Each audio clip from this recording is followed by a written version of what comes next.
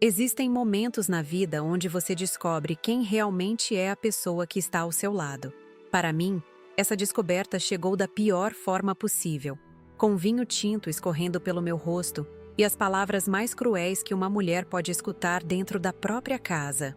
Meu nome é Cláudia, tenho 35 anos e sou enfermeira. Trabalho há 12 anos no Hospital Regional de Florianópolis, cuidando de pessoas, salvando vidas, sendo a diferença entre a esperança e o desespero para famílias inteiras. Durante anos, acreditei que minha missão era cuidar dos outros. Nunca imaginei que um dia precisaria aprender a me defender dentro do meu próprio lar. Cresci numa família simples no interior de Santa Catarina. Minha mãe sempre me ensinou que casamento era para a vida toda, que mulher de verdade sabia perdoar, que família se resolve em casa.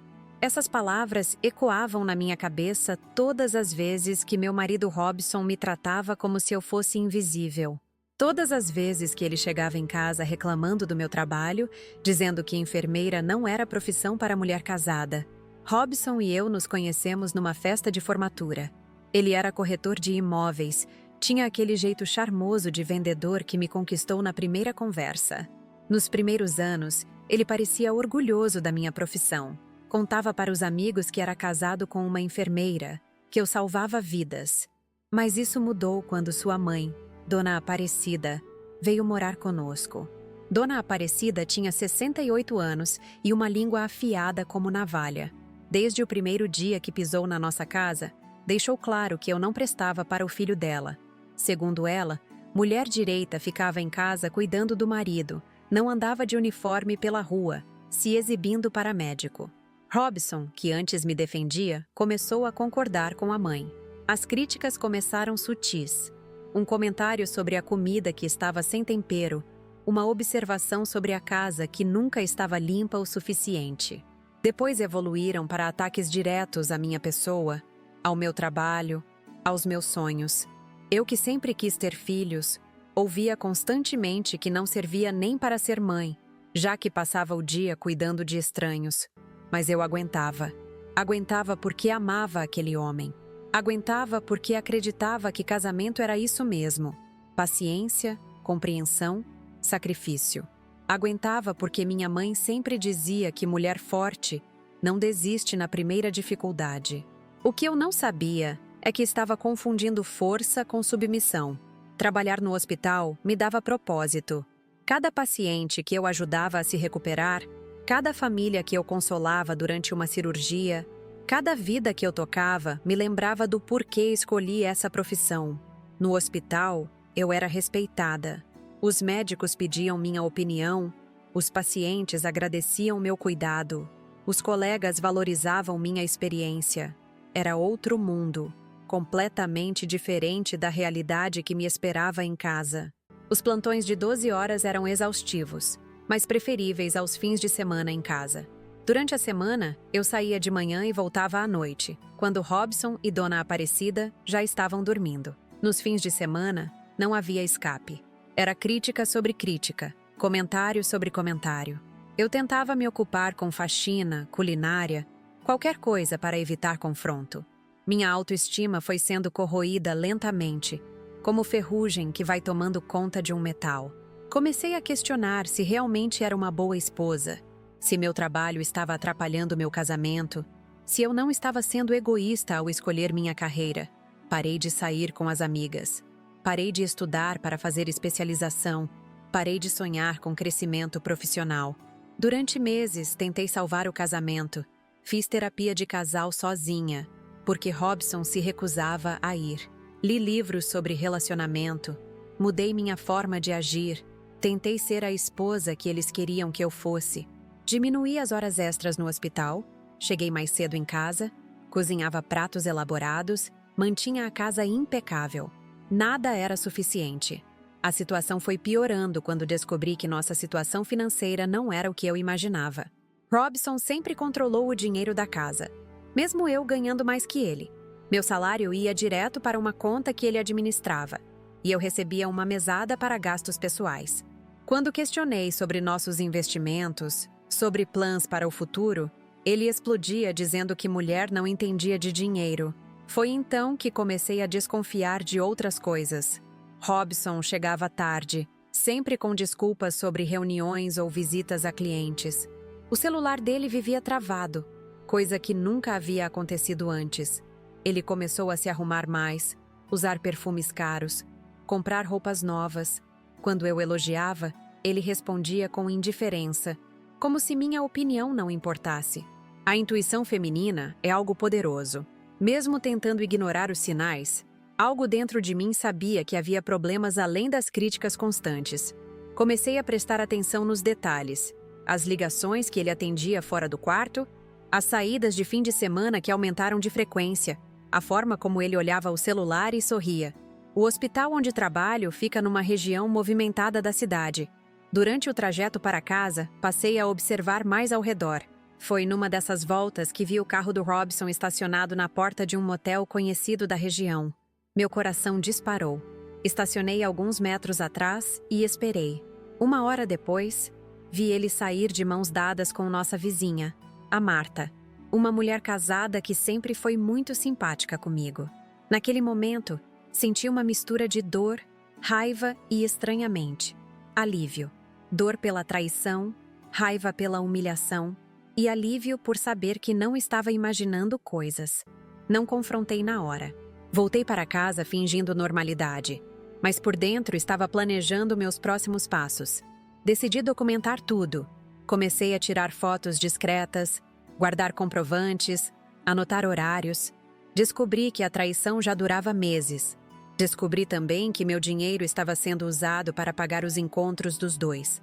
Hotéis, restaurantes, presentes, tudo saindo da conta onde meu salário de enfermeira era depositado. Paralelamente, comecei a investigar nossa situação patrimonial. A casa onde morávamos era a herança da minha avó materna, que me criou depois que meus pais morreram num acidente quando eu tinha 15 anos.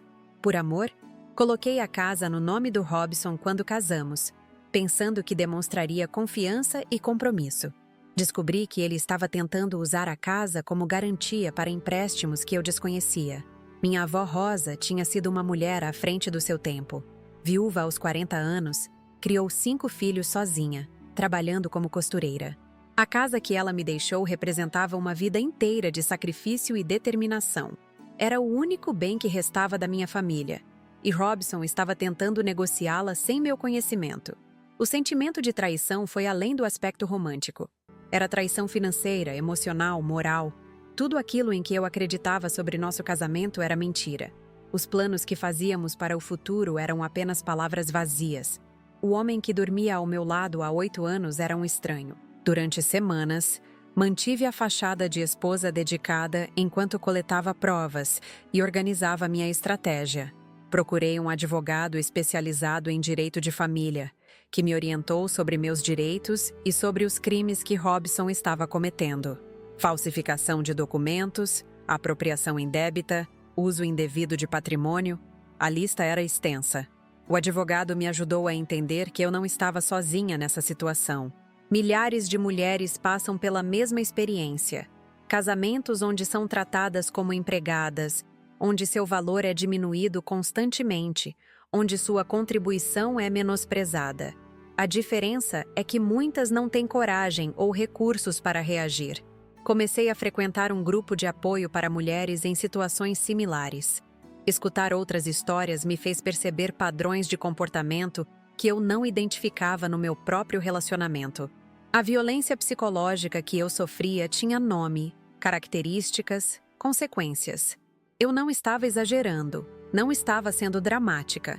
Estava sendo vítima de abuso emocional. Foi nesse período que decidi que nossa história precisava de um final diferente. Não seria mais a enfermeira submissa que aceitava humilhações em silêncio. Seria a mulher que minha avó Rosa me ensinou a ser, forte, independente, dona do próprio destino. Escolhi a data com cuidado, nosso aniversário de casamento. Seria simbólico encerrar nossa união exatamente no dia em que ela começou. Preparei um jantar especial, comprei vinho caro, acendi velas, tudo como uma esposa apaixonada faria. Mas dessa vez, eu tinha um plano. Convidei Dona Aparecida para o jantar, dizendo que queria uma celebração em família. Ela aceitou prontamente, sempre disposta a uma oportunidade de me criticar. Robson ficou surpreso com o convite, mas concordou. Provavelmente pensou que eu estava tentando me aproximar da sogra.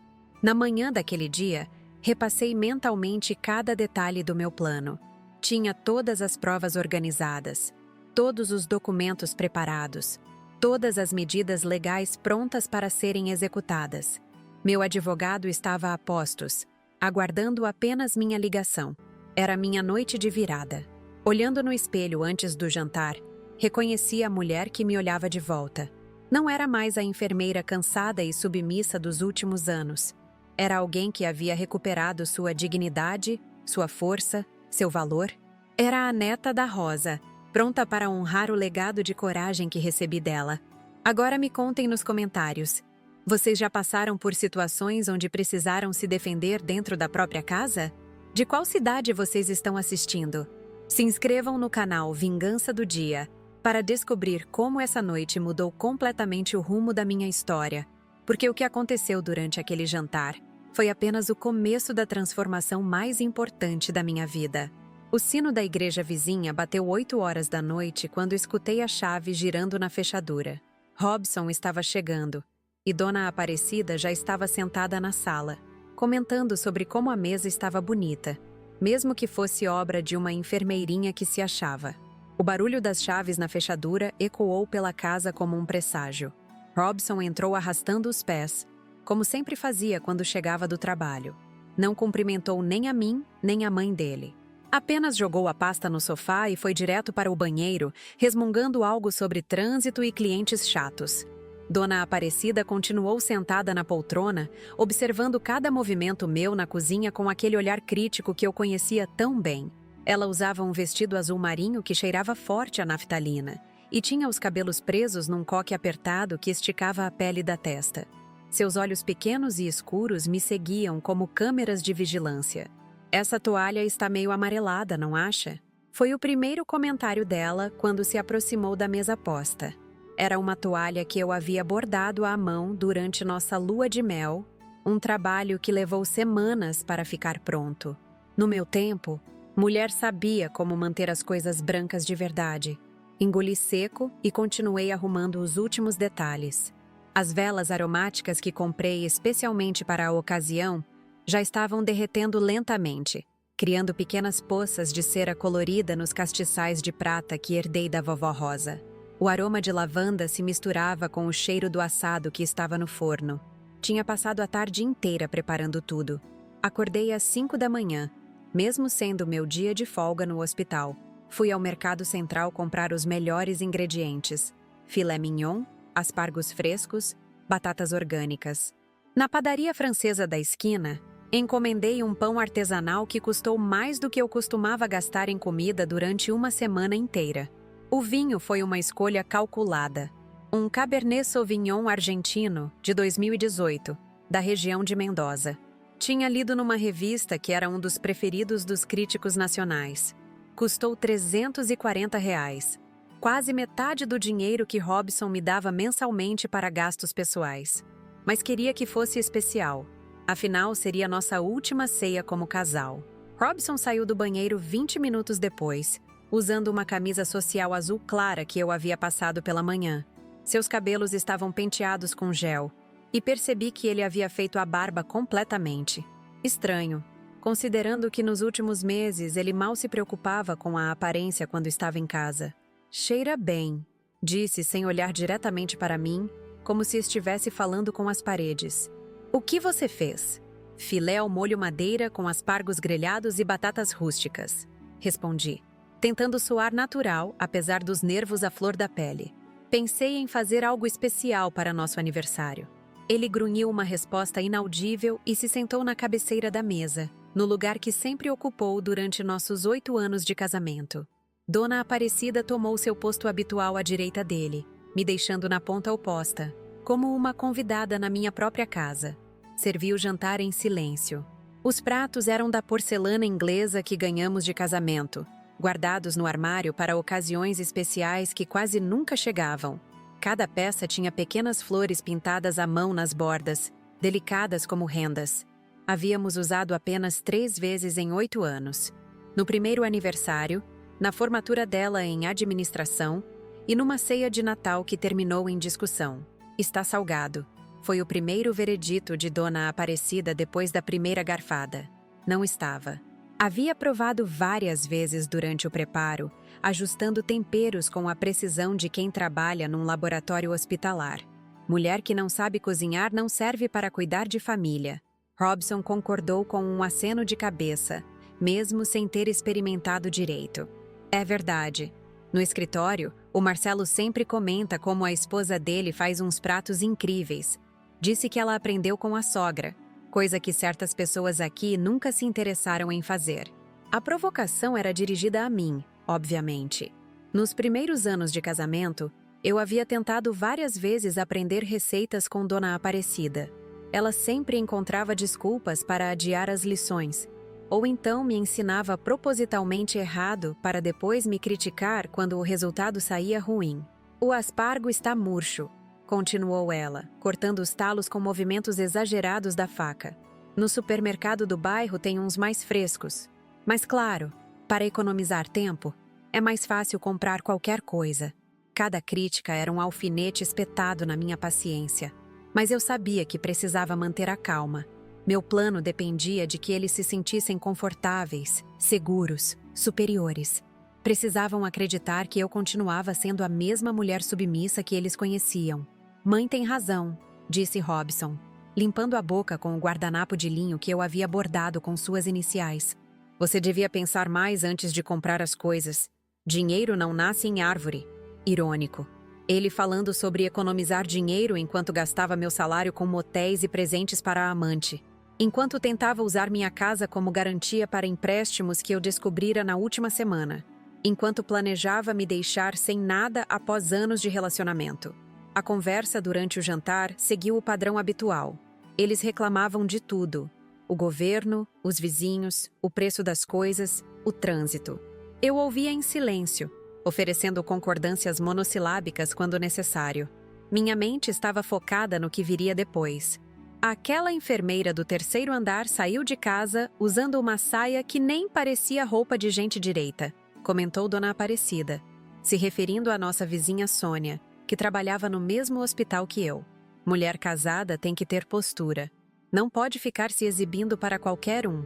Enfermeira é profissão que atrai esse tipo de mulher mesmo, respondeu Robson, cortando outro pedaço de carne. Ficam o dia inteiro rodeadas de homem. Acham que são especiais.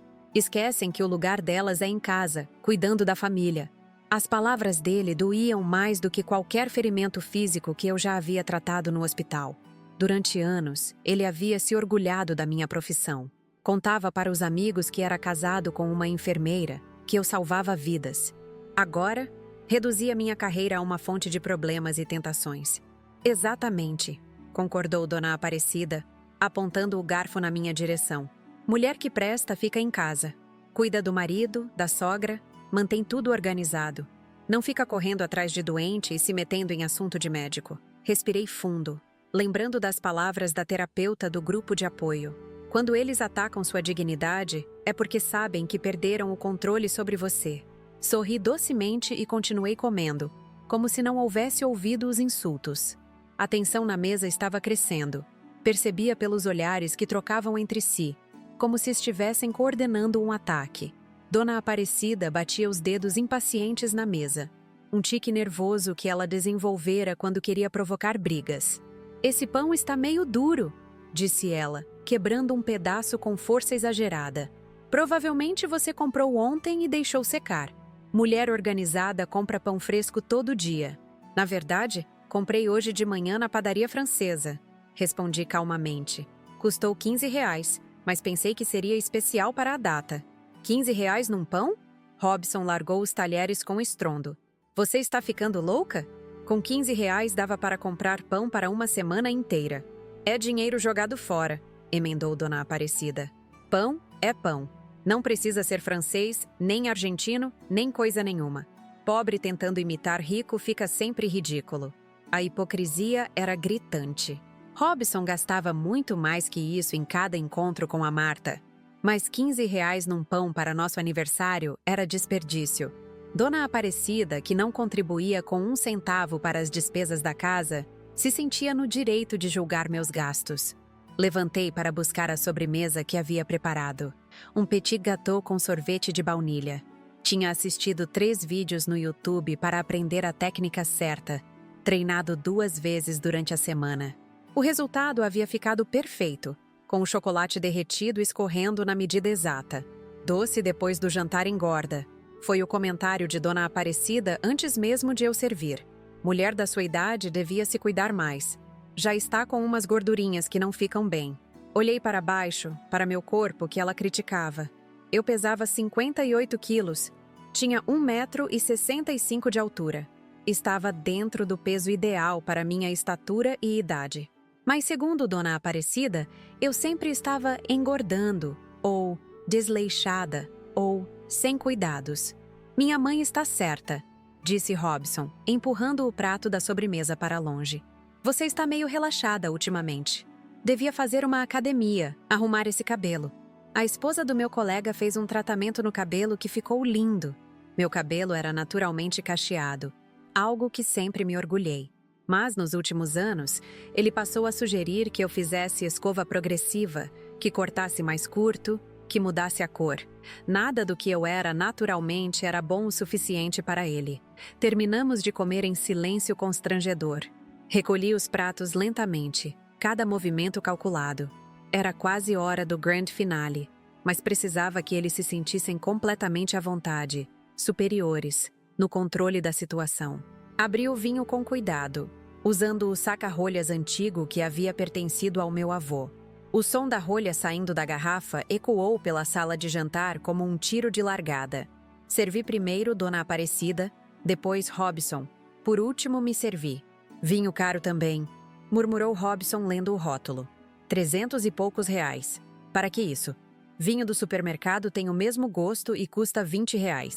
É nosso aniversário, disse baixinho, levantando minha taça. Pensei que podíamos brindar aos 8 anos juntos. Eles levantaram as taças com relutância, como se estivessem fazendo um favor para mim. O brinde foi rápido e sem entusiasmo. Robson mal encostou os lábios na taça. Dona Aparecida fez uma careta como se o vinho fosse veneno. Muito ácido, foi o veredicto dela. Vinho bom tem que ser doce.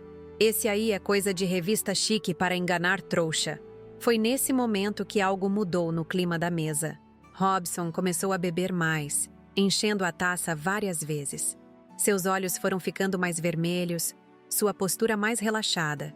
Dona Aparecida também bebeu mais do que o normal, se soltando para críticas ainda mais diretas. Sabe qual é o problema das mulheres hoje em dia? Disse Robson, já na 3ª taça. Acham que trabalhar fora faz elas especiais? Esquecem que o papel principal é ser esposa e mãe. Principalmente mãe, completou Dona Aparecida, me olhando com desdém. 8 anos de casada e nenhum neto me deu. Que tipo de mulher é essa? A questão da maternidade sempre foi uma ferida aberta entre nós. Eu queria filhos desesperadamente, mas Robson sempre arranjava desculpas para adiar. Primeiro era a situação financeira, depois a carreira dele, depois a casa que precisava de reformas. Agora descobria que ele provavelmente não queria filhos comigo porque já estava planejando uma vida com outra pessoa. Mulher que não quer ser mãe é mulher incompleta, continuou Dona Aparecida, saboreando cada palavra como se fosse mel venenoso. É egoísta, pensa só nela mesma. É verdade, concordou Robson, enchendo a taça novamente. Minhas colegas de trabalho todas têm filhos. Só você que fica com essa história de carreira, de hospital, de responsabilidade. Eles não sabiam que eu havia parado de tomar anticoncepcionais há 2 anos, com esperança de engravidar. Que havia marcado consultas com ginecologista, feito exames de fertilidade, tomado vitaminas específicas. Que chorava escondida no banheiro do hospital toda vez que minha menstruação chegava. Também não sabiam que Robson havia feito vasectomia escondido. Descoberta que fiz quando encontrei os documentos médicos no porta-luvas do carro dele. 3 anos de tentativas frustradas. De me culpar por não conseguir engravidar, enquanto ele sabia que era impossível. Até parece que você quer mesmo ter filho, disse ele com uma risada cruel. Fica o dia inteiro fora, chega em casa cansada. Que tipo de mãe seria? Ia largar a criança com babá para ficar brincando de enfermeira. A palavra brincando me atingiu como um tapa. 8 anos de faculdade, especializações, plantões de madrugada, vidas salvas, famílias consoladas, tudo reduzido a uma brincadeira na mente dele. Enfermeira não é profissão para mulher séria mesmo, emendou Dona Aparecida. Fica mexendo em corpo de homem estranho, vendo coisa que não devia ver. No meu tempo, isso era coisa de mulher da vida. O insulto ecoou pela sala como uma explosão. Eles haviam cruzado todas as linhas, atacado tudo o que eu valorizava. Minha profissão, meus valores, minha dignidade como mulher. Mas ainda não era hora. Precisava que eles se entregassem completamente, que mostrassem quem realmente eram. Levantei da mesa lentamente, recolhendo os pratos da sobremesa. Meus movimentos eram controlados, precisos. Podia sentir os olhares deles me seguindo, esperando uma reação, uma lágrima, um sinal de fraqueza. "Onde vai?" perguntou Robson com a voz ligeiramente pastosa pelo vinho. "Vou começar a lavar a louça", respondi com voz serena. Afinal, é isso que mulher de verdade faz, não é? Foi então que aconteceu o impensável. Robson se levantou da cadeira com um movimento brusco, pegou sua taça ainda cheia de vinho tinto e, sem qualquer aviso, arremessou todo o conteúdo diretamente no meu rosto. O líquido gelado me atingiu como um choque elétrico. O vinho escorreu pelos meus cabelos, pingueando no chão de madeira que eu havia encerado na véspera. Senti o gosto amargo na boca, o cheiro forte do álcool invadindo minhas narinas. A blusa branca de algodão que escolhi especialmente para a ocasião ficou completamente manchada, como se alguém tivesse derramado sangue sobre tecido virgem. Por alguns segundos, o mundo parou. O silêncio na sala era ensurdecedor, quebrado apenas pelo som das últimas gotas caindo no piso.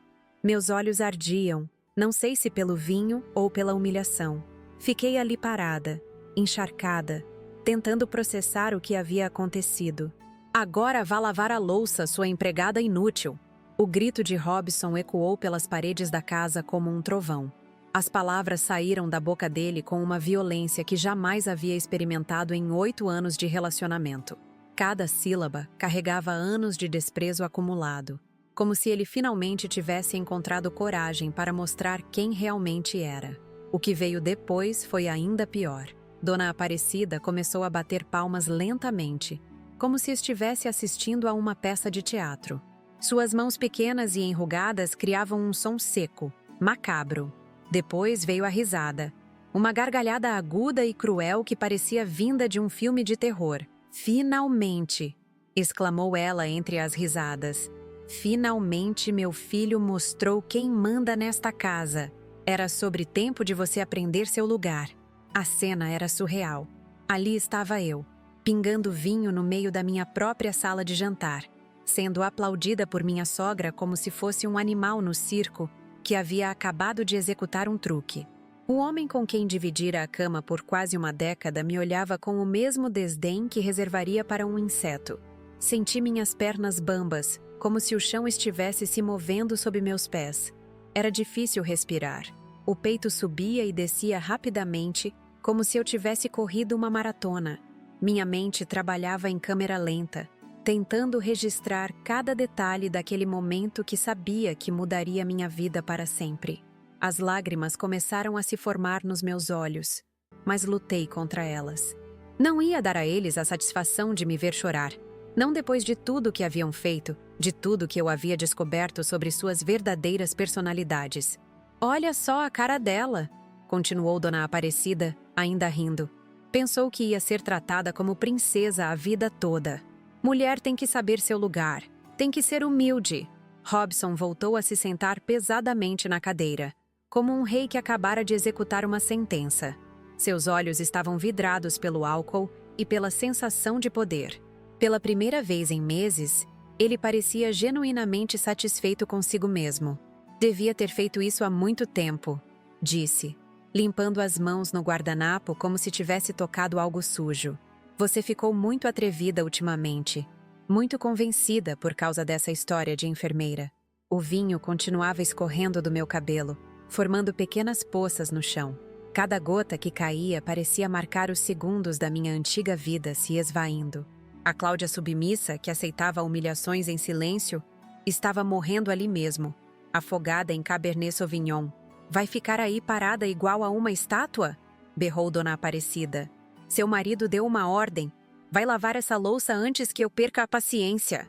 Eles esperavam que eu corrisse para a cozinha, que abaixasse a cabeça e obedecesse como sempre fazia. Esperavam lágrimas, pedidos de desculpas, promessas de ser uma esposa melhor. Era assim que o roteiro sempre funcionara nos últimos anos. Mas algo diferente estava acontecendo dentro de mim. Uma energia estranha começava a subir do estômago para o peito, como lava de um vulcão prestes a entrar em erupção. Era raiva, sim, mas também era liberdade. A liberdade de finalmente ver a situação com clareza absoluta. Lembrei da minha avó Rosa, que havia enfrentado a vida sozinha depois que o marido morreu. Lembrei das pacientes do hospital que chegavam machucadas, humilhadas, mas que encontravam força para recomeçar. Lembrei de todas as vezes que aconselhei outras mulheres a não aceitarem tratamento desrespeitoso. "Está surda?" insistiu Robson, batendo o punho na mesa. "Falei para você ir lavar a louça! Move essa bunda gorda!" A palavra gorda foi a gota d'água. Eu que sempre me cuidei, que mantinha peso saudável, que recebia elogios dos colegas do hospital sobre minha aparência. Mas para ele, nada que eu fosse jamais seria suficiente. Peguei o guardanapo de pano da mesa e comecei a limpar o rosto lentamente. O tecido absorvia o vinho, revelando minha pele corada pela humilhação. Mas enquanto limpava, algo interessante aconteceu. Comecei a sorrir. Não era um sorriso triste ou irônico. Era um sorriso genuíno de quem acabara de entender uma piada muito engraçada. Eles interpretaram meu sorriso como sinal de loucura ou submissão total. Não imaginavam que era o sorriso de quem acabara de ser libertada. "Pelo menos agora ela entendeu", comentou Dona Aparecida satisfeita. "Mulher que sorri quando é corrigida é mulher que aprendeu a lição." "É isso aí", concordou Robson, se servindo de mais vinho. "Assim que tem que ser. Autoridade masculina sendo respeitada." Continuei limpando o rosto methodically, removendo cada gota de vinho como se fosse um ritual de purificação. Era exatamente isso. Estava me purificando da ilusão de que aquele casamento tinha algum valor, de que aquelas pessoas mereciam meu amor ou respeito. Enquanto eles comemoravam minha suposta derrota, minha mente trabalhava com precisão cirúrgica. Relembrei todas as evidências que havia coletado nas últimas semanas.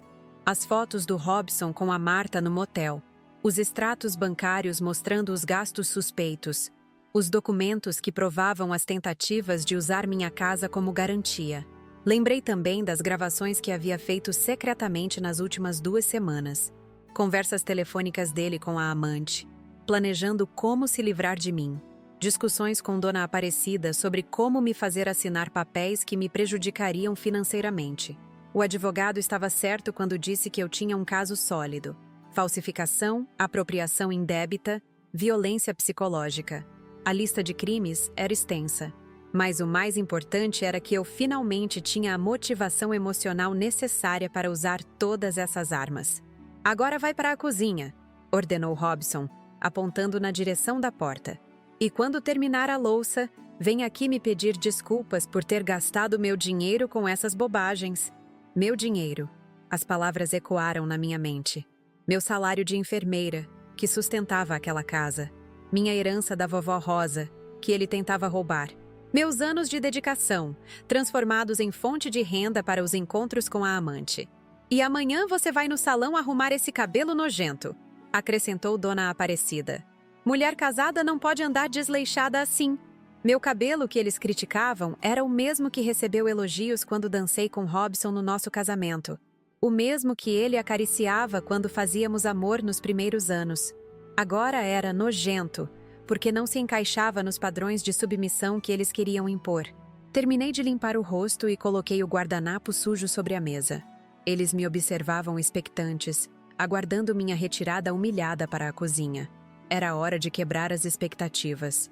Em vez de me dirigir à cozinha, caminhei calmamente até onde havia deixado minha bolsa, ao lado do aparador antigo. Meus movimentos eram lentos, controlados.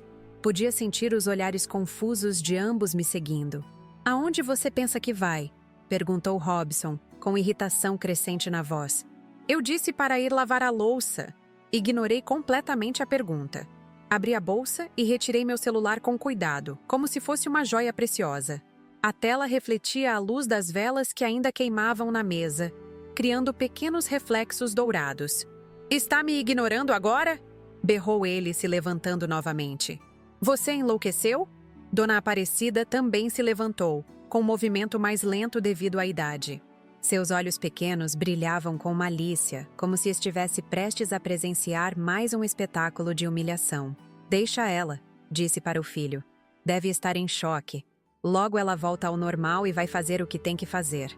Mas eu não estava em choque. Estava mais lúcida do que jamais estivera em anos. Cada pensamento era cristalino. Cada movimento tinha propósito. Era como se uma névoa espessa tivesse se dissipado da minha mente, permitindo que eu enxergasse a realidade sem filtros. Desbloqueei o celular e naveguei até a galeria de fotos. Meus dedos deslizavam pela tela com precisão, procurando a pasta específica que havia criado para aquele momento. A pasta estava rotulada como Evidências e continha semanas de investigação cuidadosa. "O que você está fazendo com esse celular?" perguntou Robson, dando alguns passos na minha direção. Sua voz carregava uma nota de ansiedade que não conseguia disfarçar completamente. Encontrei a primeira foto que procurava. Era dele saindo do motel de mãos dadas com a Marta, tirada com zoom máximo, mas perfeitamente nítida. A data e hora estavam visíveis no canto superior. 15 de setembro, às 14h30, exatamente quando ele havia me dito que estava em reunião com um cliente importante. "Você tem razão, Robson", disse finalmente, com voz serena que contrastava com a tensão no ar. "Vou lavar a louça, mas antes, preciso mostrar uma coisa para vocês dois." Virei a tela do celular na direção deles. A foto ocupava toda a extensão da tela, impossível de ser ignorada ou mal interpretada. Era ele, inconfundivelmente, em situação que não admitia explicações inocentes. O silêncio que se seguiu foi diferente de qualquer coisa que eu já havia experimentado. Era o silêncio de pessoas que acabaram de ser pegas em flagrante. O silêncio de quem sabe que suas mentiras acabaram de ser expostas. Robson ficou branco como papel. Sua boca se abriu e fechou várias vezes, como um peixe fora d'água tentando respirar. As mãos tremiam visivelmente, e ele precisou se apoiar na cadeira para não perder o equilíbrio. Dona Aparecida franziu os olhos, tentando enxergar melhor a imagem. Quando compreendeu o que estava vendo, sua expressão de superioridade se desfez completamente. O sorriso cruel desapareceu, substituído por uma máscara de pânico. Isso não é o que parece", gaguejou Robson, passando a mão pelos cabelos nervosamente. "Você está interpretando errado." Deslizei o dedo pela tela, revelando a segunda foto da sequência. Desta vez, eles apareciam se beijando apaixonadamente ao lado do carro dele. A placa do veículo estava claramente visível, assim como o letreiro do motel ao fundo. "Interpretando errado?" repeti com ironia. "E esta aqui? Também estou interpretando errado?" Continuei passando as fotos uma a uma, como se fosse um slideshow do fracasso moral deles. Havia dezenas de imagens, coletadas ao longo de várias semanas. Diferentes datas, diferentes horários. Sempre o mesmo padrão de traição e mentira. "Onde você conseguiu essas fotos?" perguntou Dona Aparecida com voz rouca de choque. "Você estava nos seguindo?" "Seguindo não", respondi calmamente. "Apenas prestando atenção. Vocês não foram muito discretos." Mudei para outra pasta do celular, desta vez contendo prints das conversas de WhatsApp que havia descoberto quando ele esqueceu o celular desbloqueado. Mensagens trocadas com a Marta, planejando encontros, falando mal de mim, discutindo planos para o futuro sem minha presença. Mas as mensagens mais devastadoras eram as que ele trocava com a própria mãe. Dona Aparecida, que fingia ser apenas uma sogra crítica, na verdade era cúmplice ativa de toda a farsa. Ela sabia da traição, aprovava e até sugeria formas de me humilhar para que eu desistisse do casamento por conta própria. "Olha esta aqui", disse, mostrando uma conversa específica. Sua mãe te dando conselhos sobre como me fazer sair de casa sem precisar dividir bens. Li em voz alta: filho, continua tratando ela mal que logo ela se cansa e vai embora. Aí você fica com tudo e ainda pode casar com quem quiser. A traição dupla era completa. Não era apenas um marido infiel. Era uma conspiração familiar para me destruir psicológica e financeiramente. Anos de críticas aparentemente aleatórias, na verdade, faziam parte de um plano calculado para minar minha autoestima. Robson tentou dar um passo à frente, provavelmente para tomar o celular das minhas mãos. Mas algo na minha postura o fez parar. Talvez fosse a calma absoluta no meu rosto, ou a forma como eu segurava o aparelho. Não como vítima desesperada, mas como promotora apresentando evidências. Cláudia, deixa eu explicar, começou ele com voz trêmula. As coisas não são bem assim. Não são bem assim? Interrompi. Então me explica como são. Me explica como você gasta meu salário de enfermeira pagando motel para você e sua amante. Mostrei a terceira pasta. Extratos bancários da nossa conta conjunta, com gastos marcados e destacados. Hotéis, restaurantes caros, presentes comprados em lojas que eu nunca havia pisado. Tudo pago com meu dinheiro, enquanto ele me dava broncas por comprar pão francês. Me explica também. Continuei. Como você tentou usar minha casa como garantia de empréstimo sem minha assinatura? Dessa vez foi Dona Aparecida que empalideceu. Ela não sabia que eu havia descoberto as tentativas de falsificação de documentos. O plano deles era me fazer assinar papéis achando que eram outras coisas, transferindo a propriedade para o nome dele definitivamente. O poder havia mudado completamente de mãos naquela sala. Minutos antes, eu era a empregada inútil sendo humilhada com vinho no rosto. Agora, eles eram réus confrontados com evidências irrefutáveis dos próprios crimes. Mas eu ainda não havia terminado. Havia guardado a melhor surpresa para o final. A revelação que faria todo o castelo de cartas deles desmoronar. Fechei a galeria de fotos e abri uma pasta diferente no celular. Uma que havia nomeado simplesmente como gravações. Senta aí, Robson, disse com autoridade que jamais havia usado antes. Você também, Dona Aparecida, porque vocês vão querer ouvir isso sentados. Eles trocaram olhares nervosos, mas obedeceram. Era estranho como a dinâmica havia se invertido completamente. Agora eu estava no comando, e eles se moviam como marionetes assustadas seguindo minhas instruções. Toquei o primeiro áudio. Era uma conversa telefônica entre Robson e a Marta, gravada há uma semana quando ele pensava que eu estava no banho. Minha voz não aparecia porque eu havia usado um aplicativo discreto que captava apenas o som do ambiente. A voz dele ecoou pela sala através do alto-falante do celular. Amor, está quase tudo resolvido. Consegui os papéis da casa falsificados. É só ela assinar achando que é declaração de imposto de renda e pronto. A casa fica no meu nome definitivamente. O silêncio que se seguiu foi sepulcral. Robson havia se tornado uma estátua de sal, completamente imóvel. Seus olhos estavam arregalados como se tivesse visto um fantasma. Dona Aparecida levou a mão ao peito, respirando com dificuldade. Continuei reproduzindo a gravação. A voz da Marta respondia. E depois? Como você vai se livrar dela sem dividir bens? A resposta do meu marido foi um punhal no coração. Simples. Vou fazer ela surtar.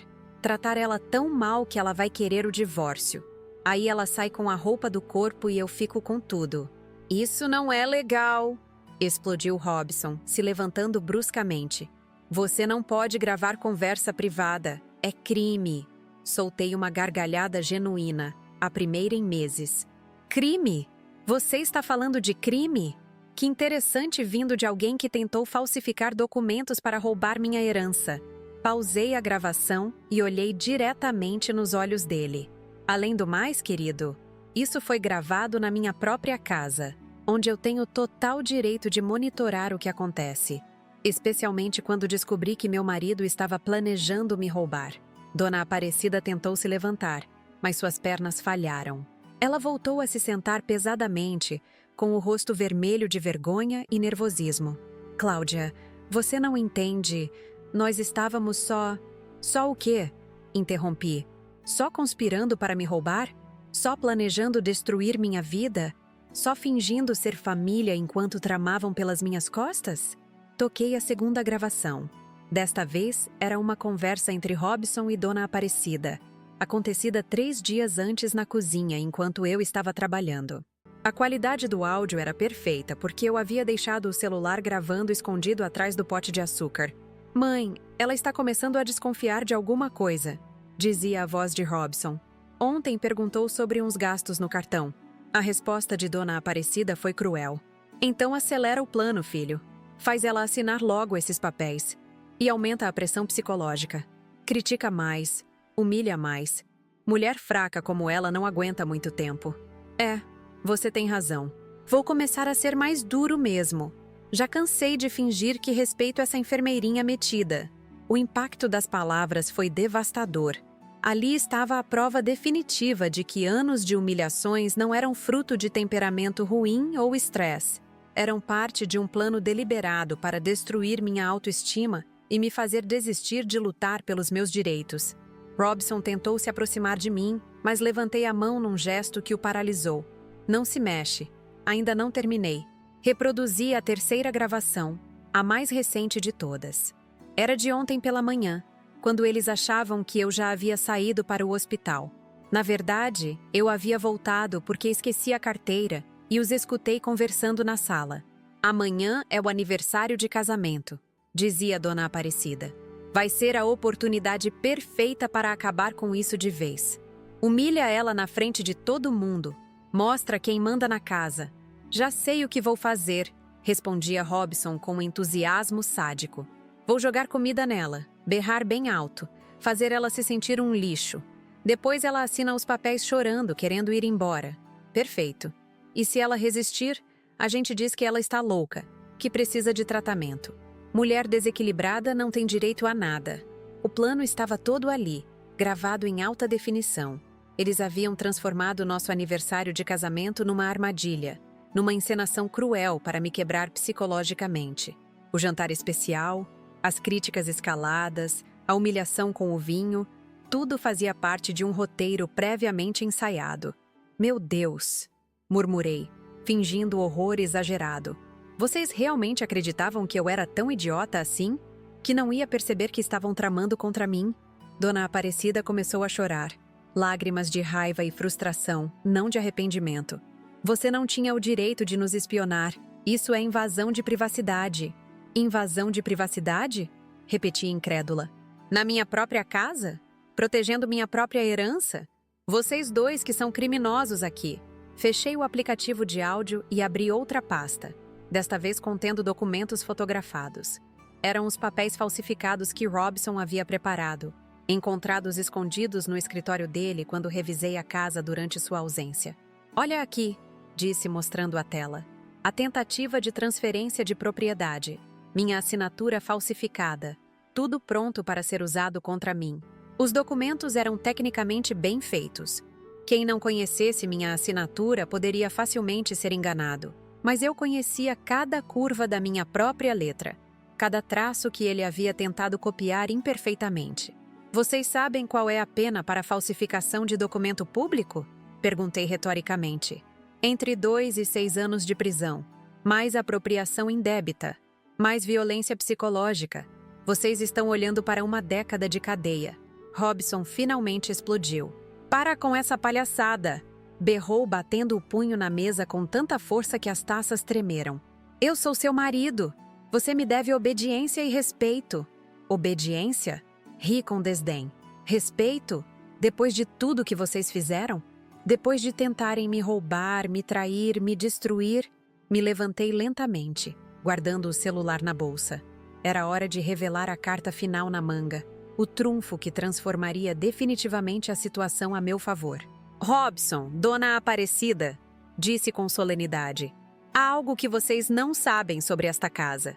Caminhei até o aparador antigo e retirei de uma gaveta um envelope lacrado. Dentro estava o documento original que mudaria todo o jogo. A escritura da casa que herdei da minha avó Rosa. Esta casa nunca foi sua, Robson, anunciei, retirando o papel do envelope. Nunca foi nossa. sempre foi exclusivamente minha. O documento estava impecável, com todas as assinaturas e carimbos necessários. Minha avó havia deixado tudo muito claro no testamento. A casa seria minha e somente minha. Quando me casei, por amor e ingenuidade, coloquei o nome do Robson como usufruto. Ele podia morar ali, mas jamais seria proprietário. "Isso é mentira!"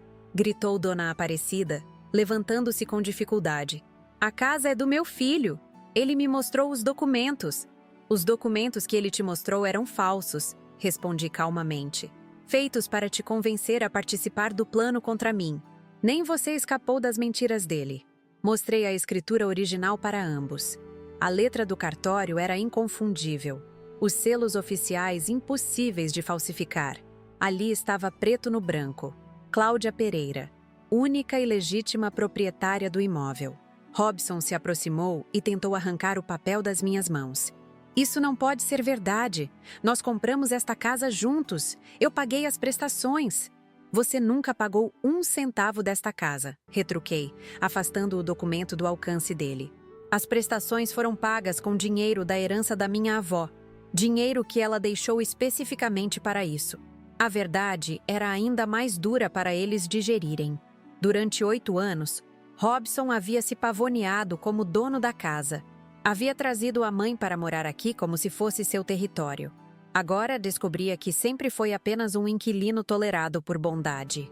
"E tem mais", continuei, saboreando cada palavra. "Vocês acham que fui ingênua todos esses anos? Acham que não percebi que estavam me roubando? Há 6 meses abri uma conta bancária separada. Todo o meu salário vai para lá agora." A expressão de pânico no rosto deles foi deliciosa. Nos últimos meses, Robson havia reclamado várias vezes que eu estava gastando menos com compras da casa. Agora entendia por quê. "A conta conjunta que você controla?" perguntei ironicamente. "Só tem o dinheiro que eu deixo entrar. O suficiente para as despesas básicas e para te dar a ilusão de que ainda controlava minhas finanças." Dona Aparecida se sentou novamente, desta vez derrotada. Suas mãos tremiam visivelmente. E ela parecia ter envelhecido 10 anos nos últimos minutos. Todo o plano meticuloso que haviam criado estava desmoronando diante dos olhos dela.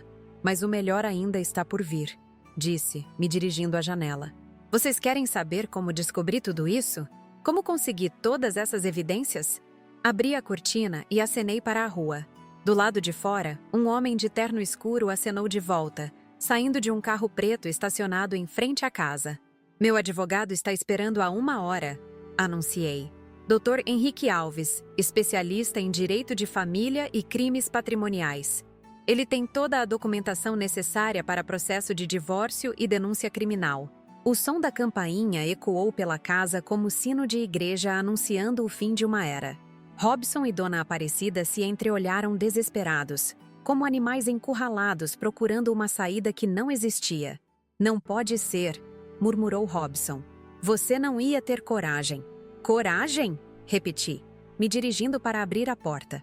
"A coragem que me faltou durante anos para enfrentar a verdade? A coragem que vocês dois destruíram sistematicamente? Essa coragem voltou hoje, Robson. Voltou com juros." Antes de abrir a porta, me virei para eles uma última vez. "Ah, e sobre lavar a louça. Vocês têm exatamente 15 minutos para juntar suas coisas e saírem da minha casa. Depois disso, qualquer tentativa de permanecer aqui será considerada invasão de propriedade." A campainha tocou novamente, mais insistente. Era o som da justiça batendo à porta, pronta para restabelecer a ordem que havia sido violada durante anos de manipulação e abuso. "Dr. Henrique", disse ao abrir a porta, "pode entrar. Temos 2 inquilinos que estão se preparando para deixar a propriedade."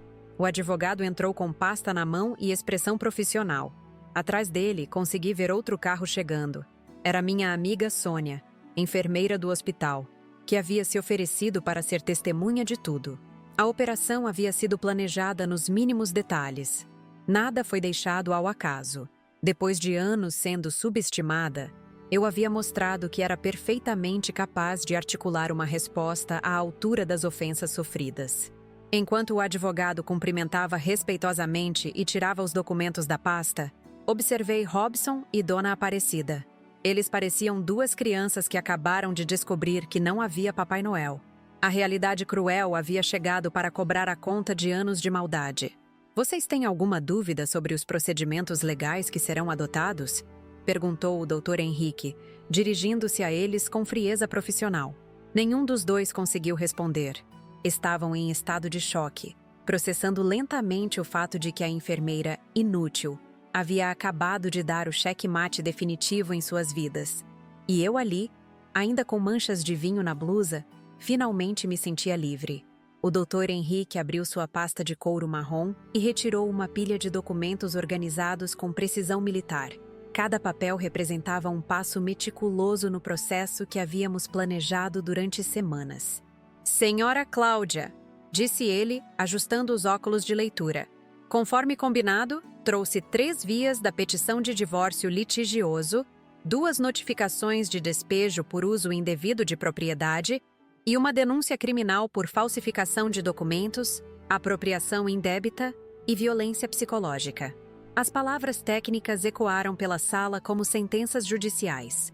Robson e Dona Aparecida assistiam à cena como espectadores de um filme de terror, onde eles eram os vilões prestes a receber a punição merecida. Espera aí, balbuciou Robson, encontrando a voz após minutos de silêncio. Isso tudo é exagero. Não pode ser crime assim, do nada. O Dr. Henrique se virou para ele com expressão gélida. Senhor Roberto Santos, pelo que consta em meus arquivos, o senhor tentou falsificar a assinatura de minha cliente para transferir ilegalmente a propriedade de um imóvel avaliado em R$800 mil.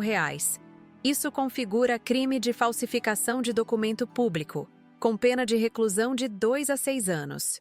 O valor da casa parecia ter sido uma surpresa para ambos. Robson abriu a boca como se fosse dizer algo, mas nenhum som saiu. Dona Aparecida segurou o braço da poltrona com força, como se precisasse de apoio para não desmaiar. Além disso, continuou o advogado, consultando suas anotações, temos evidências de uso indevido de recursos financeiros da vítima para custear relacionamento extraconjugal, configurando apropriação indébita de valores que somam, pelos nossos cálculos, aproximadamente R$42 mil nos últimos 18 meses. Eu havia feito as contas junto com ele na semana anterior.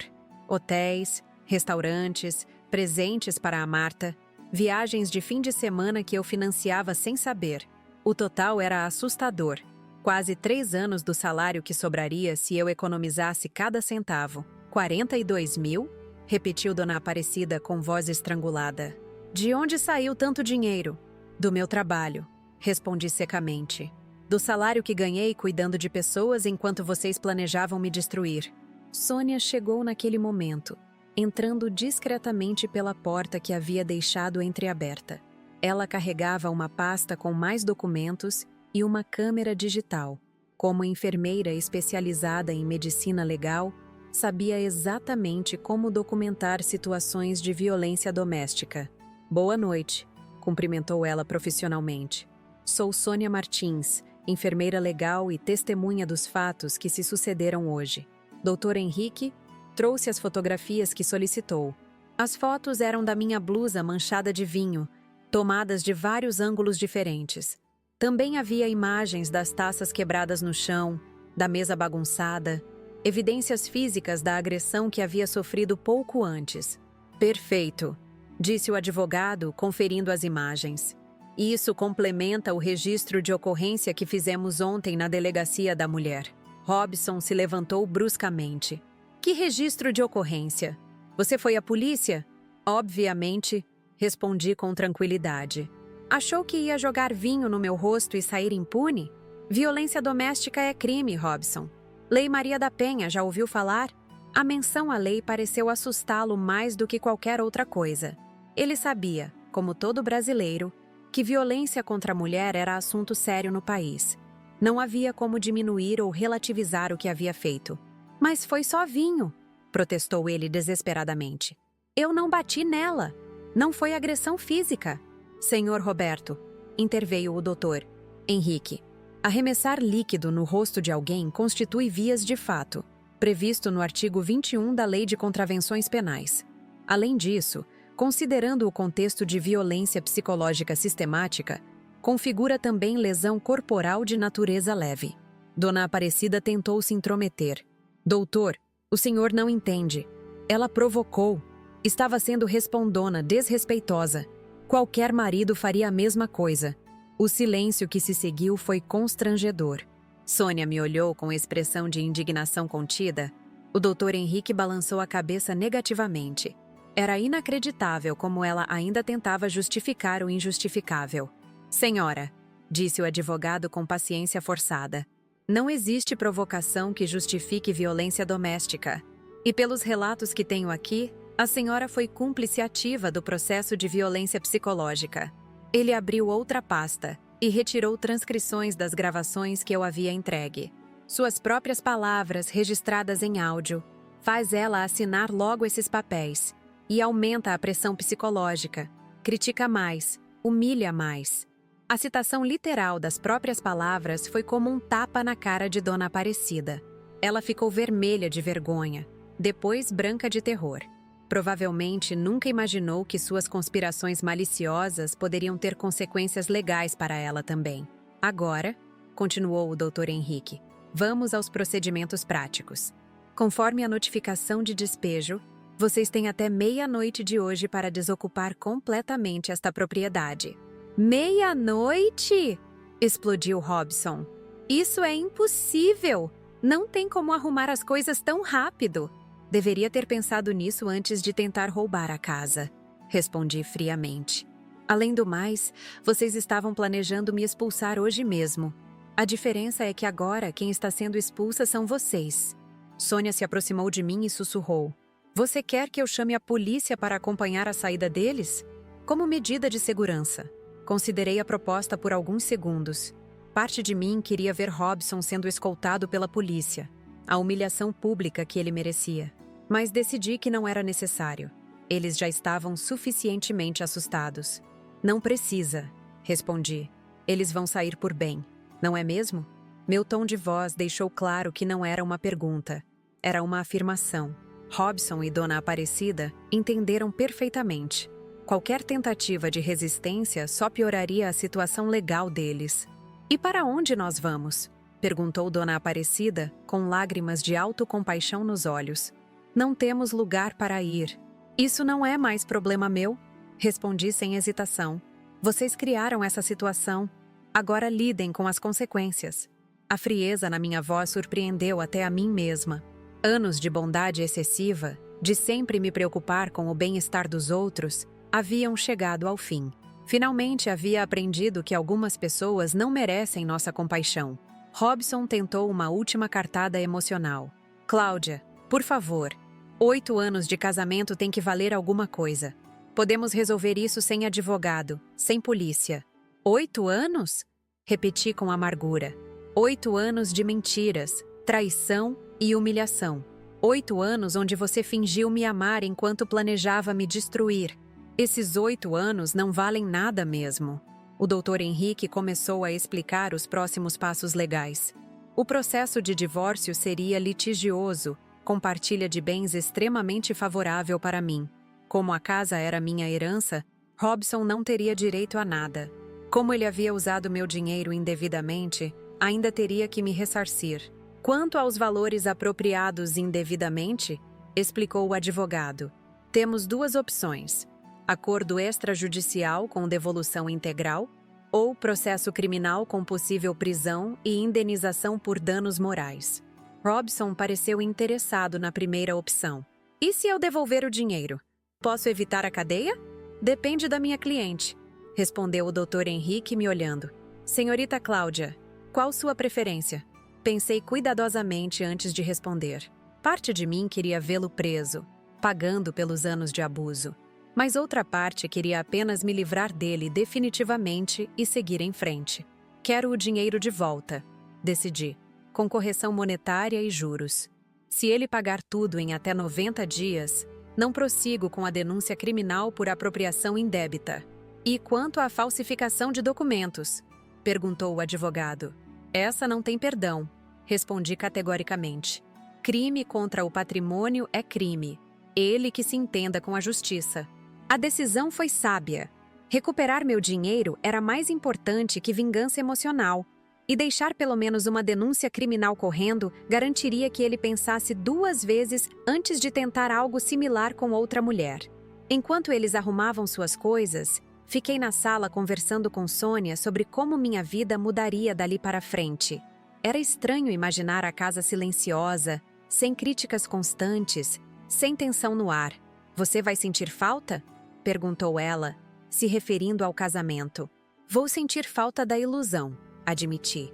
Vou sentir falta de acreditar que era amada, que tinha uma família, mas não vou sentir falta da realidade. A realidade era terrível. Robson apareceu na sala carregando 2 malas e uma sacola. Parecia 10 anos mais velho do que algumas horas antes.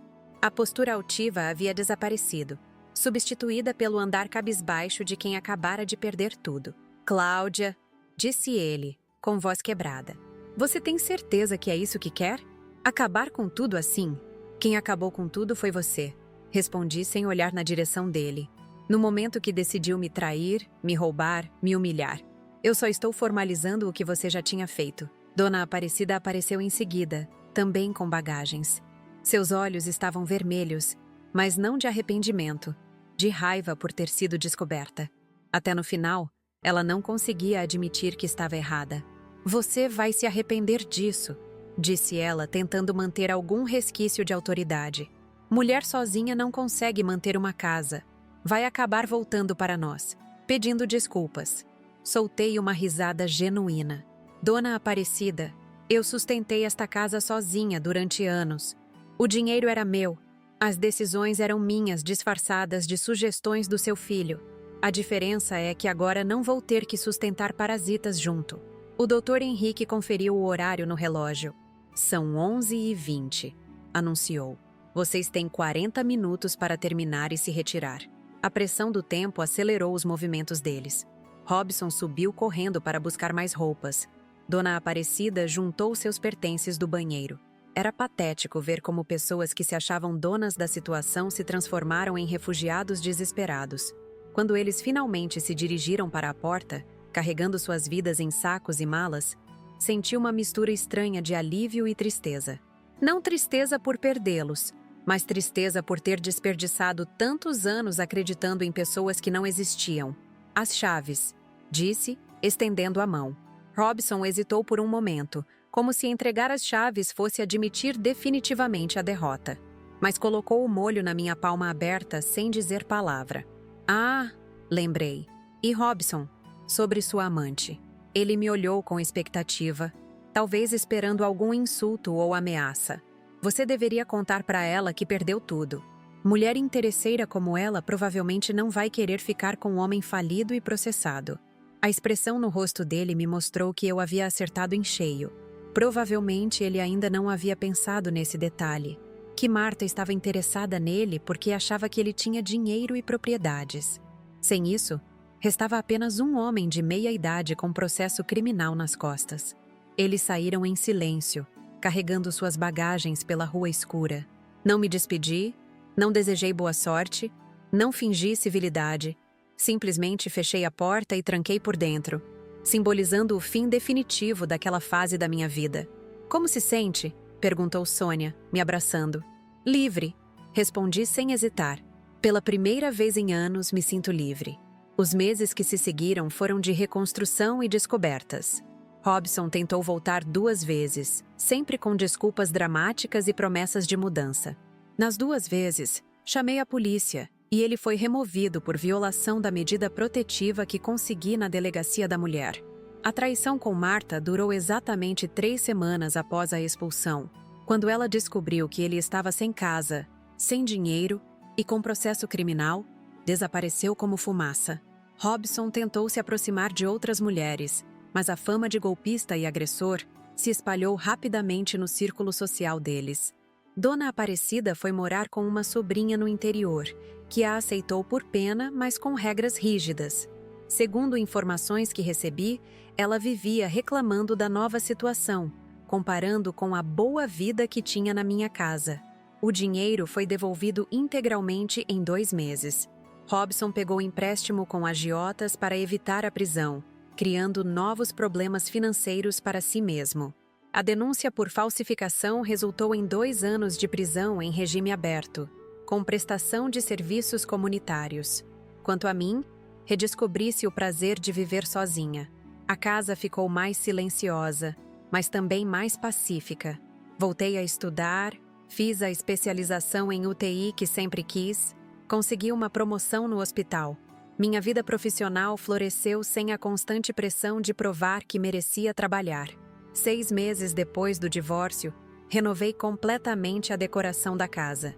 Retirei todos os móveis que me lembravam do período sombrio, pintei as paredes com cores alegres, enchi os cômodos de plantas. Era como se a casa também estivesse respirando livremente após anos de sufocamento. 1 ano depois, comecei a namorar o Dr. Felipe, cardiologista do hospital que sempre demonstrou respeito pela minha profissão e admiração pela minha força. Um homem que me valoriza, me apoia, me faz rir. Alguém que entende que relacionamento é parceria, não dominação. Às vezes encontro pessoas que conheciam Robson e Dona Aparecida. A reação é sempre de surpresa quando descobrem como as coisas realmente eram. Mas eles pareciam tão normais, dizem. Ninguém imaginava. Essa é a parte mais perigosa do abuso psicológico. Ele acontece atrás de portas fechadas, disfarçado de normalidade familiar. Quantas mulheres estão vivendo situações similares agora mesmo, achando que é normal ser tratada como empregada na própria casa?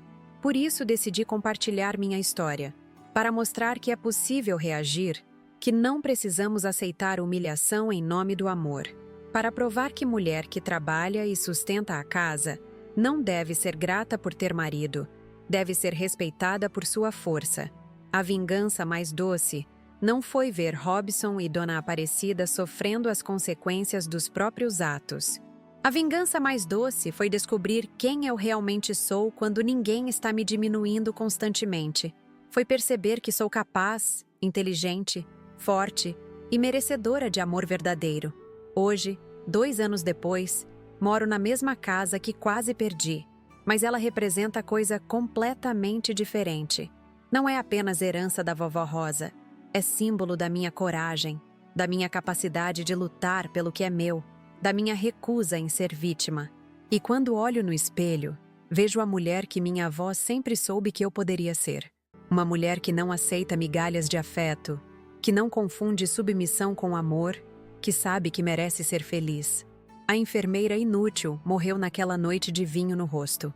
No lugar dela, nasceu uma mulher que conhece seu valor e não permite que ninguém a faça esquecer disso novamente. Pessoal, chegamos ao final de uma das histórias mais intensas que já compartilhei com vocês aqui no Vingança do Dia. Quando comecei a contar minha experiência, sabia que seria difícil reviver cada momento, cada humilhação, cada descoberta devastadora. Mas também sabia que era importante compartilhar, porque sei que muitas de vocês podem estar vivendo situações parecidas neste exato momento. Vou fazer um resumo de tudo o que aconteceu para que vocês possam entender a dimensão completa dessa transformação. Minha história começou como a de muitas mulheres brasileiras. Uma enfermeira dedicada, trabalhadora, que acreditava que amor significava sacrifício e que casamento exigia paciência infinita. Durante 8 anos, vivi numa casa que era minha por direito, mas onde era tratada como empregada. Robson, meu ex-marido, e Dona Aparecida, minha ex-sogra, criaram um ambiente de constante crítica e diminuição. Nada que eu fizesse era bom o suficiente. Meu trabalho como enfermeira, que deveria ser motivo de orgulho, era constantemente atacado. Eles me faziam acreditar que mulher de verdade ficava em casa, que minha carreira era capricho, que eu estava sendo egoísta ao querer crescer profissionalmente. O que eu não sabia é que por trás de todas essas críticas aparentemente aleatórias havia um plano calculado. Eles não estavam apenas sendo difíceis. Estavam executando uma estratégia deliberada para destruir minha autoestima e me fazer desistir de lutar pelos meus direitos. Cada insulto, cada humilhação, cada momento onde me faziam sentir inadequada fazia parte de um roteiro ensaiado. A traição que descobri não era apenas romântica. Robson estava tendo um caso com nossa vizinha Marta há mais de um ano, usando meu dinheiro para bancar os encontros deles. Mas muito pior que isso, ele estava tentando roubar minha herança. A casa que minha avó Rosa me deixou, fruto de uma vida inteira de trabalho e sacrifício, estava sendo usada como garantia para empréstimos que eu desconhecia. O plano deles era me fazer assinar documentos falsificados, achando que eram declarações de imposto de renda ou papéis sem importância. Depois disso, a casa ficaria oficialmente no nome dele, e eu seria expulsa sem direito a nada. Para acelerar esse processo, eles intensificaram a pressão psicológica, me tratando cada vez pior, esperando que eu chegasse ao ponto de querer sair de casa por conta própria. Durante meses, quase caí nessa armadilha. Cheguei ao ponto de questionar meu próprio valor, de acreditar que realmente não prestava como esposa. Parei de sonhar com especialização, diminuí as horas extras no hospital, tentei me moldar ao que eles queriam que eu fosse. Estava perdendo minha identidade aos poucos, como um papel que vai desbotando no sol. Mas existe um momento na vida de toda mulher onde ela precisa escolher entre continuar sendo vítima ou se transformar em protagonista da própria história. Para mim, esse momento chegou quando descobri as evidências da traição e da tentativa de roubo. Foi como se uma névoa espessa tivesse se dissipado da minha mente, permitindo que eu enxergasse a situação com clareza absoluta. A partir daquele momento, deixei de ser a enfermeira submissa que aceitava humilhações em silêncio. Comecei a documentar tudo: fotografias dos encontros extraconjugais, gravações das conversas onde eles planejavam me prejudicar, cópias dos documentos falsificados que encontrei escondidos. Cada evidência coletada era um passo na direção da minha liberdade. O jantar do nosso aniversário de casamento foi o palco que escolhi para o confronto final. Preparei tudo com carinho aparente: comida especial, vinho caro, mesa arrumada com perfeição. Mas, na verdade, estava armando a cilada perfeita para que eles mostrassem suas verdadeiras faces. E mostraram mesmo. Quando Robson jogou vinho no meu rosto e gritou para eu ir lavar a louça como uma empregada inútil, quando Dona Aparecida riu e aplaudiu a humilhação, eles não imaginavam que estavam assinando a própria sentença. Aquele momento de violência foi o último ato de uma peça onde eles pensavam ser os diretores. Mas eu já havia assumido o controle do roteiro. A revelação das evidências que tinha coletado foi como assistir a um castelo de cartas desmoronando. Primeiro, as fotos da traição, que destruíram qualquer possibilidade de negação. Depois, as gravações das conspirações, que provaram que anos de críticas eram parte de um plano orquestrado. Por fim, a documentação das tentativas de roubo, que transformou a situação de drama familiar em caso de polícia. Mas a surpresa final foi quando mostrei a escritura original da casa. Durante 8 anos, Robson se comportou como dono da propriedade. Trouxe a mãe para morar ali como se fosse território dele. Descobrir que sempre foi apenas um inquilino tolerado por bondade foi o golpe definitivo no ego dele. A chegada do advogado com todos os papéis legais prontos mostrou que eu não estava blefando. Divórcio litigioso, notificação de despejo, denúncia criminal. Tudo planejado nos mínimos detalhes. A operação foi executada com precisão militar, sem deixar espaço para contra-ataques ou manipulações. Ver os dois arrumando as malas desesperadamente, carregando suas vidas em sacos e bagagens, foi um dos momentos mais libertadores da minha existência. Não senti pena nem remorso. Senti justiça sendo feita depois de anos de injustiças acumuladas. Os meses que se seguiram provaram que minha decisão estava certa. Robson tentou voltar várias vezes com desculpas dramáticas, mas a lei estava do meu lado. A traição com Marta durou apenas 3 semanas depois que ela descobriu que ele estava sem casa e sem dinheiro. Dona Aparecida foi morar com parentes que a aceitaram por pena, mas com regras rígidas que ela detesta. O dinheiro roubado foi devolvido integralmente, e Robson ainda teve que lidar com as consequências criminais da falsificação. Quanto a mim, redescobri-se o prazer de viver sem pressão constante, sem críticas destrutivas, sem ter que provar meu valor todos os dias. Minha carreira no hospital floresceu. Consegui fazer a especialização em UTI que sempre quis. Recebi uma promoção importante. Voltei a sonhar com crescimento profissional. A casa foi completamente renovada. As paredes ganharam cores alegres. Cada cômodo respirava liberdade. 1 ano depois, conheci o Dr. Felipe, um homem que me respeita, me valoriza, me faz rir. Alguém que entende que relacionamento é parceria, não dominação. A diferença entre ser amada de verdade e ser tolerada é abissal. Só quem viveu as duas situações consegue entender completamente. Hoje, 2 anos depois daquela noite transformadora, posso afirmar com certeza: a vingança mais doce não foi ver meus algozes sofrendo as consequências dos próprios atos. A vingança mais doce foi descobrir minha verdadeira força, minha capacidade de reação, meu valor como ser humano.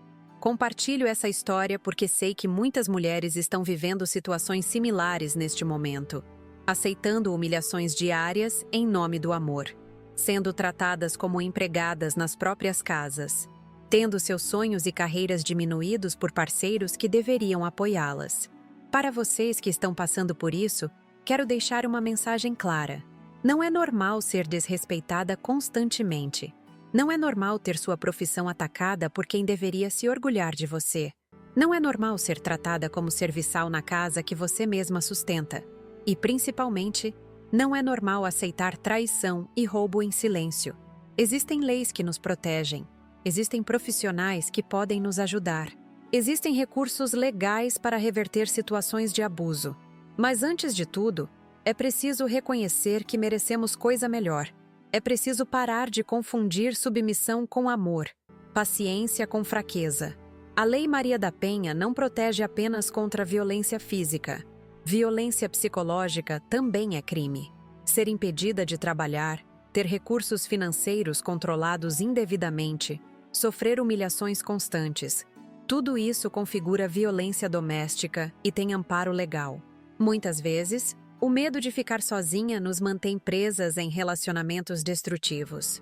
Mas solidão temporária é muito melhor que companhia tóxica permanente. Melhor estar sozinha e em paz do que acompanhada e em constante tensão. Minha avó Rosa sempre dizia que mulher forte não é aquela que aguenta tudo calada, mas aquela que sabe quando é hora de dizer basta. Demorei anos para entender essa sabedoria, mas quando entendi, minha vida mudou completamente. Para as mulheres mais novas que estão assistindo, prestem atenção nos sinais desde o início. Parceiro que critica constantemente seu trabalho, que tenta controlar suas amizades, que diminui seus sonhos e ambições. Esses são sinais de alerta que não devem ser ignorados. Amor verdadeiro fortalece, não enfraquece. Para as mais experientes, nunca é tarde para recomeçar. Aos 35 anos, pensei que estava velha demais para começar de novo. Hoje sei que estava apenas madura o suficiente para tomar as decisões certas. Idade traz sabedoria, e sabedoria traz coragem. O processo de libertação não é fácil. Exige planejamento, coragem, apoio de pessoas confiáveis. Mas é possível, e vale cada lágrima, cada momento de ansiedade, cada dificuldade enfrentada. A sensação de liberdade que vem depois não tem preço. Gostaria muito de saber a opinião de vocês sobre essa história. Quantas passaram por situações parecidas? Quantas reconheceram sinais nos próprios relacionamentos? Quantas se sentiram inspiradas a não aceitar desrespeito? Por favor, compartilhem suas experiências nos comentários. Suas histórias podem ajudar outras mulheres que estão enfrentando dificuldades similares. Se vocês gostaram dessa história de superação e transformação, se inscrevam aqui no canal Vingança do Dia. Aqui compartilhamos histórias reais de pessoas que não aceitaram ser vítimas, que lutaram por justiça e conseguiram virar o jogo. São relatos de coragem, força e determinação que podem inspirar vocês nas próprias batalhas. Deixem o like no vídeo se a história tocou vocês de alguma forma. Compartilhem com amigas que possam precisar ouvir essa mensagem. Às vezes, uma história como essa chega na hora certa na vida de alguém e faz toda a diferença. Comentem aqui embaixo contando suas próprias experiências, suas opiniões sobre o assunto, suas dúvidas sobre relacionamentos abusivos. Vou ler todos os comentários e responder sempre que possível. A troca de experiências entre mulheres é fundamental para quebrarmos o ciclo de silêncio que protege os agressores. Assistam também aos outros vídeos do canal. Temos muitas histórias similares de mulheres que se libertaram de relacionamentos tóxicos, que reagiram a traições, que lutaram por seus direitos. Cada relato é uma prova de que somos mais fortes do que imaginamos. Para quem quiser apoiar nosso trabalho aqui no canal, temos a opção Valeu Demais nos comentários. É uma forma de contribuir financeiramente para manter o canal funcionando e trazer mais vídeos diários. Os custos de produção são altos. Equipamentos, edição, pesquisa das histórias, tempo dedicado à gravação. Qualquer ajuda é muito bem-vinda e faz diferença real no nosso trabalho. Produzir conteúdo de qualidade diariamente exige recursos e dedicação integral. Quando vocês contribuem com o Valeu Demais, estão investindo em mais histórias como essa, mais relatos que podem inspirar e ajudar outras pessoas. É uma forma de democratizar o acesso a essas narrativas de superação. Cada real doado é usado para melhorar a qualidade dos vídeos, investir em equipamentos melhores, dedicar mais tempo à pesquisa das histórias. Queremos continuar trazendo relatos autênticos e impactantes, mas isso só é possível com o apoio de vocês. Não esqueçam de ativar o sininho das notificações para não perder nenhum vídeo novo. Postamos histórias diferentes todos os dias, sempre com final surpreendente e lições valiosas sobre vida, relacionamentos e justiça. Compartilhem o canal com pessoas que possam se beneficiar dessas histórias. Muitas vezes, uma narrativa como essa chega até alguém que estava precisando de coragem para tomar decisões difíceis. Vocês podem ser o canal que leva esperança e inspiração para quem mais precisa. A história que contei hoje prova que nunca devemos subestimar nossa própria força. Que justiça pode demorar, mas geralmente chega. Que mulher que trabalha e sustenta a casa merece respeito, não migalhas de afeto. E, principalmente, que amor verdadeiro constrói, não destrói. Obrigada por terem assistido até aqui, por terem me acompanhado nessa jornada dolorosa, mas transformadora. Espero que minha experiência possa ajudar vocês de alguma forma, seja inspirando coragem, oferecendo esperança ou simplesmente mostrando que recomeços são possíveis em qualquer idade. Até o próximo vídeo. E lembrem-se sempre, vocês merecem ser felizes, respeitadas e amadas de verdade. Não aceitem menos que isso.